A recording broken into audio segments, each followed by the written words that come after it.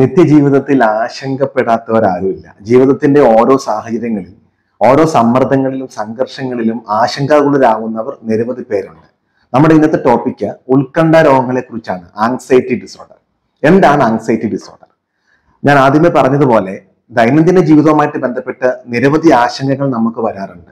അങ്ങനെ ജീവിതത്തിലെ ഓരോ സാഹചര്യങ്ങളുമായിട്ട് ബന്ധപ്പെട്ട് നമുക്കുണ്ടാകുന്ന ആശങ്കകളല്ല ഒരിക്കലും ഉത്കണ്ഠ രോഗങ്ങൾ. എന്താണ് അത് തമ്മിലുള്ള വ്യത്യാസം? ആശങ്കകൾ എന്ന് പറഞ്ഞാൽ നമുക്ക് നിരവധി ആശങ്കകൾ വരാം. നമ്മുടെ ഭാവിയെക്കുറിച്ച്, നമ്മുടെ ജീവിതത്തെക്കുറിച്ച്, ജീവിതത്തിലെ ഓരോ സാഹചര്യങ്ങളെ കുറിച്ചൊക്കെ നമുക്ക് ആശങ്കകൾ വരാം. പക്ഷെ ഉത്കണ്ഠ രോഗങ്ങൾ അങ്ങനെയല്ല. നമുക്ക് വരുന്ന ഈ ആശങ്കകൾ, നമുക്ക് വരുന്ന ഈ പരിഭ്രമങ്ങൾ, അത് വല്ലാതെ നമ്മിലേക്ക് പ്രവേശിക്കുകയും തദനന്തരം അത് നിമിത്തം ഈ ആശങ്കകളുടെ കൂടെ ചില ശാരീരിക ലക്ഷണങ്ങളും കൂടെ നമ്മൾ പ്രകടിപ്പിക്കുമ്പോഴാണ് നമുക്കതിനെ ഉത്കണ്ഠ രോഗങ്ങൾ എന്ന് പറയാൻ സാധിക്കുന്നത്. അതായത് ആശങ്കകൾ മാത്രം അവശേഷിക്കുകയും ആ സാഹചര്യം കടന്നു പോകുമ്പോൾ ആ ആശങ്കകൾ മാറിപ്പോവുകയും ചെയ്യുമ്പോൾ അതിന് നമുക്ക് ഒരിക്കലും ഉത്കണ്ഠ രോഗം എന്ന് പറയാൻ പറ്റത്തില്ല. ഉത്കണ്ഠ രോഗങ്ങൾ എന്ന് പറഞ്ഞാൽ ഈ ആശങ്കകളുടെ അകമ്പടികളോട് കൂടെ തന്നെ വിവിധ ശാരീരിക ലക്ഷണങ്ങൾ നമ്മിൽ പ്രകടമാവുന്ന അവസ്ഥയാണ്. എന്ന് പറഞ്ഞാൽ നമുക്ക് ഈ ഉത്കണ്ഠ വല്ലാതെ വന്നു കഴിയുമ്പം നമുക്ക് നെഞ്ചിനകത്ത് വല്ലാത്ത ഒരു പ്രയാസം തോന്നുക, നമ്മുടെ തലയിൽ ഒരു പെരുപ്പ് അനുഭവപ്പെടുക, നമുക്ക് തല കറങ്ങുന്നത് പോലെ തോന്നുക, നമ്മുടെ വയറിനകത്ത് അസ്വസ്ഥതകൾ തോന്നുക, കൈകാലുകൾ തരിക്കുക, മരവിക്കുക, ഒരു വല്ലാത്ത തണുപ്പ് അനുഭവിക്കുക, ഈ പറയപ്പെട്ട ലക്ഷണങ്ങൾ. അത് മാത്രമല്ല, ചിലർക്ക് വല്ലാതെ ശരീരം വിയർക്കും, ചിലര് വല്ലാതെ വിറയ്ക്കും. ഇങ്ങനെ ഈ പറയപ്പെട്ട ലക്ഷണങ്ങളൊക്കെ ഈ പരിഭ്രമത്തിന്റെ കൂടെ, ആശങ്കയുടെ കൂടെ നമ്മിൽ പ്രകടമാവുമ്പോഴാണ് നമ്മൾ അതിനെ ഉത്കണ്ഠ എന്ന വിഭാഗത്തിലേക്ക് നമ്മൾ അതിനെ മാറ്റുന്നത്. അവിടെയും ഈ ആങ്സൈറ്റി എന്നുള്ളത് ആങ്സൈറ്റി ഡിസോർഡർ ആവുന്നത് എപ്പോഴാണെന്ന് ചോദിച്ചാൽ ഈ പറയപ്പെട്ട അവസ്ഥകളും ഈ ലക്ഷണങ്ങളും തുടർച്ചയായിട്ട് ആ വ്യക്തിയിൽ ബാധിക്കുകയും അത് ആ വ്യക്തിയുടെ സാമൂഹ്യ ജീവിതത്തെയും കുടുംബാന്തരീക്ഷങ്ങളെയും വ്യക്തിപരമായിട്ടുള്ള ജീവിതത്തെയും ബാധിക്കപ്പെടുമ്പോഴാണ് നമ്മൾ ഇതിനെ ഉത്കണ്ഠ രോഗം എന്ന രീതിയിൽ നമ്മൾ അതിനെ തരംതിരിക്കുന്നത്. ഞാൻ ഈ പറഞ്ഞു വന്നത് കേവലം നമ്മുടെ ജീവിതത്തിലെ ഓരോ സമയങ്ങളിൽ തോന്നുന്ന പരിഭ്രമങ്ങളല്ല ഉത്കണ്ഠ രോഗങ്ങൾ. അത് തുടർച്ചയായിട്ട് വിവിധ ശാരീരിക ലക്ഷണങ്ങളോടെ നമ്മൾ പ്രകടമാവുകയും അത് നമ്മുടെ ദൈനംദിന ജീവിതത്തെ ബാധിക്കുമ്പോഴാണ് നമ്മൾ ഇതിനെ ഉത്കണ്ഠ രോഗങ്ങൾ, അതായത് ആങ്സൈറ്റി ഡിസോർഡേഴ്സ് എന്ന് പറയപ്പെടുന്നത്. ജീവിതത്തിൽ ഈ പ്രയാസത്തിൽ കൂടെ കടന്നു പോകുന്ന നിരവധി ആളുകൾ ഞാൻ കണ്ടിട്ടുണ്ട്. നമുക്ക് എങ്ങനെയാണ് അത് മനസ്സിലാക്കാൻ പറ്റുക? എന്തൊക്കെയാണ് ആങ്സൈറ്റി ഡിസോർഡേഴ്സ്, എന്തൊക്കെയാണ് അതിന്റെ ലക്ഷണങ്ങൾ എന്നാണ് ഞാൻ ഈ വീഡിയോയിൽ നിങ്ങളുമായിട്ട് പങ്കുവെക്കാൻ ആഗ്രഹിക്കുന്നത്. നമുക്ക് പ്രധാനമായിട്ടും ആങ്സൈറ്റി ഡിസോർഡേഴ്സിനെ നമുക്ക് 5 ആയിട്ട് തിരിക്കാം. നമ്മൾ അതിനെ ഇങ്ങനെയാ പറയുന്നത്: ജനറലൈസ്ഡ് ആങ്സൈറ്റി ഡിസോർഡേഴ്സ്, അതായത് പൊതുവായിട്ടുള്ള ഒരു ഉത്കണ്ഠ രോഗം. അടുത്തത് ഫോബിയ, അകാരണ ഭയം. അടുത്തത് പാനിക് ഡിസോർഡേഴ്സ്, വല്ലാതെ ഉത്കണ്ഠ നമ്മിലേക്ക് വന്നിട്ട് തീരെ വയ്യാതാവുന്ന അവസ്ഥയാണ് ഈ പാനിക് അറ്റാക്ക് അഥവാ പാനിക് ഡിസോർഡേഴ്സ് എന്ന് പറയുക.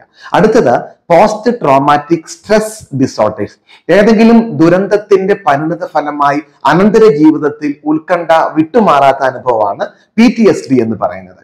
ഇനി OCD എന്ന അവസ്ഥയുണ്ട്, ഒബ്സസീവ് കമ്പൽസീവ് ഡിസോർഡർ. പ്രധാനമായിട്ടും നമുക്ക് ആങ്സൈറ്റി ഈ 5 വകഭേദത്തിൽ ഉൾപ്പെടുത്താൻ പറ്റും. ഞാൻ ആദ്യം പറഞ്ഞ പൊതുവായിട്ടുള്ള ഉത്കണ്ഠ രോഗം എന്ന അവസ്ഥയുണ്ട്, ജനറലൈസ്ഡ് ആങ്സൈറ്റി ഡിസോർഡേഴ്സ് എന്നാണ് പറയുക. എന്താണ് ഈ പൊതുവായിട്ടുള്ള ഉത്കണ്ഠ?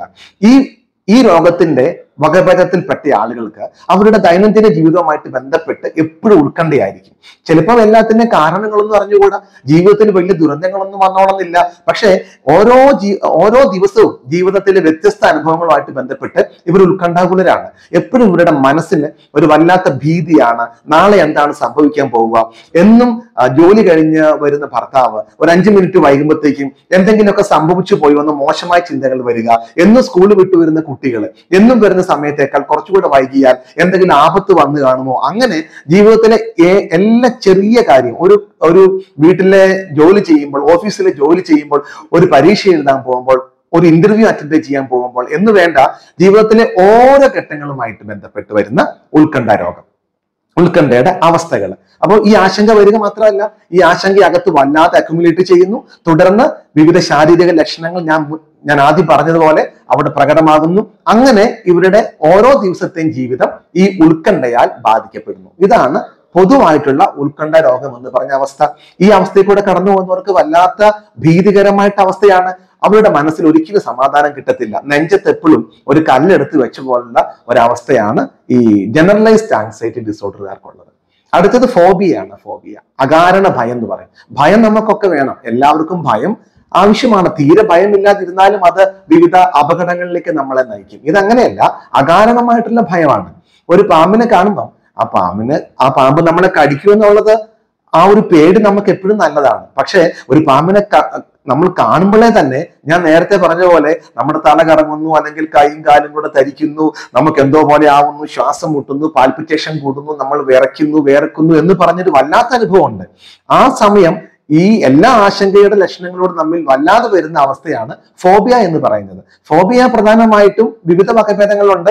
ഈ സാമൂഹ്യ ഇടപെടലുകളുമായിട്ട് ബന്ധപ്പെട്ട് അകാരണ ഭയം അനുഭവിക്കുന്നവരുണ്ട്. അതിന് നമ്മൾ സോഷ്യൽ ഫോബിയ, സോഷ്യൽ ആങ്സൈറ്റി എന്നൊക്കെ പറയും. അതുകൊണ്ട് ഈ ഫോബിയ ഉള്ളവർക്ക് മറ്റുള്ളവരുമായിട്ട് ഇടപെടാനോ സാമൂഹ്യ സമ്പർക്കങ്ങളിൽ ഏർപ്പെടാനോ അത്ര എളുപ്പമല്ല. സ്പെസിഫിക് ഫോബിയ എന്ന് പറയും. അതായത് എന്തെങ്കിലും വസ്തുക്കളാവാം, ജീവികളാകാം, മനുഷ്യരാവാം, സാഹചര്യങ്ങളാവാം. ഓരോ സാഹചര്യവുമായിട്ട് ബന്ധപ്പെട്ട് അകാരണ ഭയം അനുഭവിക്കുന്നവരുണ്ട്. ഉദാഹരണത്തിന് പറഞ്ഞാൽ ഇഞ്ചക്ഷൻ പേടിയുള്ളവരുണ്ട്. വലിയ ധൈര്യശാലികളാണ്, മറ്റുള്ള സാഹചര്യത്തിലൊന്നും അവർക്ക് പേടി ഉണ്ടാവത്തില്ല. പക്ഷെ ഇഞ്ചക്ഷന്റെ കാര്യം മാത്രം വരുമ്പോൾ വല്ലാതെ പേടിച്ച് വിറച്ചു പോകുന്ന അവസ്ഥകൾ. രക്തം പേടിയുള്ളവരുണ്ട്. പാറ്റ, എട്ടുകാലി തുടങ്ങിയ ചെറിയ അങ്ങനത്തെ പ്രാണികൾ പേടിയുള്ളവരുണ്ട്. അപ്പം അവർക്ക് മറ്റുള്ള മേഖലയിലൊന്നും ഒരു പേടി ഉണ്ടായിരിക്കത്തില്ല. പക്ഷെ അവരുമായിട്ട് ബന്ധപ്പെട്ട് വരുന്ന ഏതെങ്കിലും പ്രത്യേക സാഹചര്യങ്ങളോ വസ്തുക്കളോ ജീവികളെയൊക്കെ വല്ലാതെ പേടിച്ച്, ഞാൻ നേരത്തെ പറഞ്ഞ ശാരീരിക ലക്ഷണങ്ങൾ ആ പേടിയോടുകൂടി അവരിൽ സമ്മേളിക്കുകയാണ്, അത് പ്രകടമാവുകയാണ്. അതിനെയാണ് നമ്മൾ ഫോബിയ എന്ന് പറയുന്നത്. പിന്നെ അഗോറാഫോബിയ എന്ന് പറഞ്ഞൊരു വകഭേദമുണ്ട്. അതായത് പൊതുസ്ഥലങ്ങളെ പേടിയാണ്, ക്രൗഡഡ് പ്ലേസസ്, ആൾക്കൂട്ടം തിങ്ങി നിറഞ്ഞ സ്ഥലങ്ങളൊക്കെ ഇവർക്ക് ഭയങ്കര ഭയമാണ്. ഇതാണ് ഫോബിയ. ഇതും ഈ ആൻസൈറ്റിയുടെ, ഈ ഉത്കണ്ഠ രോഗത്തിന്റെ ഒരു വകഭേദമാണ്. അടുത്തത് പാനിക് ഡിസോർഡേഴ്സ് എന്ന് പറയും. പാനിക് അറ്റാക്ക് എന്നുള്ളത് ആ ഒരു പ്രയോഗം സാധാരണ ശരാശരി പൗരന്മാരെല്ലാം കേട്ട് പഴകിയ ഒരു പ്രയോഗം തന്നെയാണ്. എന്തെങ്കിലും സമ്മർദ്ദങ്ങൾ, സംഘർഷങ്ങൾ, പ്രക്ഷുബ്ധ രംഗങ്ങൾ ജീവിതത്തിൽ വരുമ്പോൾ, അതല്ലെങ്കിൽ പണ്ട് സംഭവിച്ച എന്തെങ്കിലും ഈ സംഘർഷങ്ങളുടെ ഒക്കെ പരിണിത ഫലമായി അകത്ത് ഉടലെടുക്കുന്ന ഒരു വല്ലാത്ത ആശങ്കയുടെ പ്രകടനമാണ് ശരിക്കും ഈ പാനിക് ഡിസോർഡേഴ്സ് എന്ന് പറയുന്നത്. ഇത് ഞാൻ നേരത്തെ പറഞ്ഞില്ലേ, ഈ ആശങ്ക നമ്മുടെ അകത്ത് വരുമ്പോൾ നമുക്ക് ഒത്തിരി ലക്ഷണങ്ങൾ വരുമെന്ന്. ഈ ലക്ഷണങ്ങളെല്ലാം ഉത്സവം കൊണ്ടാടുന്ന ഒരു അവസ്ഥയാണ് ശരിക്കും പറഞ്ഞ പാനിക് ഡിസോർഡേഴ്സ്. ഇത് ഒരു 5 മിനിറ്റ് തൊട്ട് 20 മിനിറ്റ് വരെയൊക്കെ നമ്മിൽ പ്രകടമാകും. ആ ഒരു സമയത്ത് ഈ ലക്ഷണങ്ങളുടെ അതിതീവ്രമായിട്ടുള്ള കൊടുമുടിയിലേക്ക് ഈ വ്യക്തികൾ എത്തപ്പെടുകയാണ്. പെട്ടെന്ന് മരിച്ചു പോകും തോന്നും, നെഞ്ചിന് ഭയങ്കര വേദന വരും, ഹൃദയമിടിപ്പ് കൂടും, നമ്മൾ വല്ലാതെ വയർക്കും. അതായത് ഒരാൾക്ക് ഒരു ഹാർട്ട് അറ്റാക്ക് വന്നാൽ എന്ത് ലക്ഷണമാണ് കാണിക്കുക? ആ ലക്ഷണങ്ങളെല്ലാം തന്നെ ഈ പാനിക് അറ്റാക്കിൽ പ്രകടമാകും. ഇവിടെ സംഭവിക്കുന്ന ഒരു ദയനീയ കാര്യം, ഇത് പാനിക് അറ്റാക്ക് ആണ്, ഹാർട്ടുമായിട്ട് യാതൊരു ബന്ധമൊന്നുമില്ല. പക്ഷെ പെട്ടെന്ന് ആളുകൾ തെറ്റിദ്ധരിക്കുക ഇത് ഹാർട്ട് അറ്റാക്ക് ആണെന്നാണ്. അങ്ങനെ പെട്ടെന്ന് എമർജൻസി ആയിട്ട് ഹോസ്പിറ്റലിൽ ചെല്ലുന്നു, കാഷ്വാലിറ്റി ചെല്ലുന്നു, അവിടുന്ന് ECG എടുക്കുന്നു. അപ്പോൾ ഡോക്ടേഴ്സ് പറയുന്നു ECG ഒക്കെ നോർമൽ ആണ്, പക്ഷെ നിങ്ങൾക്ക് മാനസികമായിട്ട് എന്തോ ഒരു തകരാറുണ്ടെന്ന്. അപ്പൊ ഈ രീതിയിൽ കുറഞ്ഞ നിമിഷത്തേക്ക് അതിതീവ്രമായിട്ട് ഉത്കണ്ഠയുടെ ലക്ഷണങ്ങൾ അനുഭവഭേദ്യമാകുന്ന അവസ്ഥയാണ് പാനിക് ഡിസോർഡേഴ്സ് എന്ന് പറയുന്നത്. അടുത്തത് പോസ്റ്റ് ട്രോമാറ്റിക് സ്ട്രെസ് ഡിസോർഡർ എന്ന് പറയും. എന്തെങ്കിലും ദുരന്തങ്ങളൊക്കെ മുൻകാല ജീവിതത്തിൽ വരിക, ബലാത്സംഗത്തിന് വിധേയമാവുക, പീഡനങ്ങൾക്ക് വിധേയമാവുക, എന്തെങ്കിലും അപകടങ്ങൾക്ക് സാക്ഷ്യം വഹിക്കുക, അല്ലെങ്കിൽ ഈ പറഞ്ഞതുപോലെ എന്തെങ്കിലും ഒരു ദുരന്തത്തിൽ കൂടെ കടന്നു പോവുക. ദുരന്തം എന്ന് പറയുമ്പം വലിയ കാര്യമാവണം എന്ന് നിർബന്ധമൊന്നുമില്ല. ഒരു ഇൻസൾട്ട് ആവാം, റിജക്ഷൻ ആവാം, ബ്രേക്കപ്പ് ആവാം, അല്ലെങ്കിൽ നമ്മുടെ പ്രിയപ്പെട്ടവരുടെ മരണമാകാം. അപ്പം മനസ്സിന് പൊരുത്തപ്പെടാൻ കഴിയാത്ത ഇത്തരം ദുരന്തങ്ങളെ കൂടെ കടന്നു പോവുക. എന്നിട്ട് ആ സാഹചര്യവുമായിട്ട് മനസ്സ് പിന്നീട് അംഗീകരിക്കാതിരിക്കുക, അതുമായിട്ട് പൊരുത്തപ്പെടാതിരിക്കുക. അത് ഇക്കൂട്ടരിൽ ഒരു വലിയ ഉത്കണ്ഠയ്ക്ക് കാരണമായി മാറുകയാണ്. ഇവർക്ക് ദുസ്വപ്നങ്ങൾ ഉണ്ടാകും, ഇവരുടെ ഹാർട്ട് പാൽപിറ്റേഷൻ കൂടും. ആ ദുരന്തത്തിന്റെ സ്മൃതികൾ ഉണർത്തുന്ന ഏതെങ്കിലും സാഹചര്യത്തിൽ കൂടെ കടന്നു പോകേണ്ട വന്നാൽ ഇവർ ഈ ഉത്കണ്ഠയുടെ ലക്ഷണങ്ങളൊക്കെ ജീവിതത്തിൽ പ്രകടിപ്പിക്കുക. അത് ഇവരുടെ ജീവിതത്തെ കാര്യമായിട്ട് ബാധിക്കുക. നമ്മൾ അതിനെയാണ് പോസ്റ്റ് ട്രോമാറ്റിക് സ്ട്രെസ് ഡിസോർഡർ എന്ന് പറയുക. ഇതിന് PTSD എന്ന ചുരുക്ക പേരിലാണ് അറിയപ്പെടുന്നത്. OCD എന്ന ഒരു ഉത്കണ്ഠ വിഭാഗം കൂടെ ഉണ്ട്. ഒബ്സസീവ് കമ്പൽസീവ് ഡിസോർഡർ എന്നാ പറയുക. ഒബ്സഷൻ എന്ന് പറയുമ്പം നമ്മുടെ ചിന്തയിലാണ് ഒബ്സഷൻ വരിക, നമുക്ക് വിട്ടുമാറാത്ത ചിന്ത. ആ ചിന്തയെ നമുക്ക് അതിജീവിക്കാൻ കഴിയത്തില്ല. ആ ചിന്ത തരുന്ന അസ്വസ്ഥതകൾ, ആ ചിന്ത തരുന്ന പ്രശ്നങ്ങൾ, വിഷമങ്ങൾ, അതിൽ നിന്നും മറികടക്കാൻ നിർബന്ധിതമായിട്ടുള്ള പ്രവർത്തനങ്ങളിൽ ഏർപ്പെടേണ്ടി വരുന്ന അവസ്ഥയാണ്. ഇത് ഉത്കണ്ഠയാണ് ഇതിന്റെ പ്രധാനപ്പെട്ട കാരണം. OCD പല വിഭാഗത്തിലുണ്ട്. നമ്മുടെ പിന്നീടുള്ള എപ്പിസോഡുകൾ നമ്മൾ അതിനെക്കുറിച്ച് ചർച്ച ചെയ്യുന്നതായിരിക്കും. ഒരു ചെറിയ ഉദാഹരണം പറഞ്ഞാൽ, ഒരുപാട് പ്രാവശ്യം കൈ കഴുകുക, അല്ലെങ്കിൽ ഒരുപാട് വെള്ളം എടുത്ത് കുളിക്കുക, അല്ലെങ്കിൽ വീണ്ടും വീണ്ടും ആവർത്തിച്ച് ഗ്യാസിന്റെ റെഗുലേറ്റർ ഓഫ് ആണെന്ന് നോക്കുക, സ്വിച്ച് ഓഫ് ആണെന്ന് നോക്കുക, അങ്ങനെ ഒരേ പ്രവൃത്തിയിൽ നിരന്തരം ഒരുപാട് സമയം ആവർത്തിച്ച് അനുഷ്ഠിക്കുന്ന ആൾക്കാരെ നമ്മൾ കണ്ടിട്ടുണ്ട്. അവർക്ക് അങ്ങനെ ചെയ്യാൻ കാരണം ഇപ്പോൾ കുറച്ച് വെള്ളത്തിൽ കൈ കഴുകുന്ന ഒരാൾ, അപ്പൊ എപ്പോഴും അത് ആവർത്തിച്ച് കഴുകാൻ കാരണം അവരുടെ കയ്യിലെ അഴുക്ക് മാറിയിട്ടില്ല എന്നൊരു തോന്നൽ അവർക്ക് വരുന്നുണ്ടാവും. അവരുടെ തോട്ട് എന്താണ്?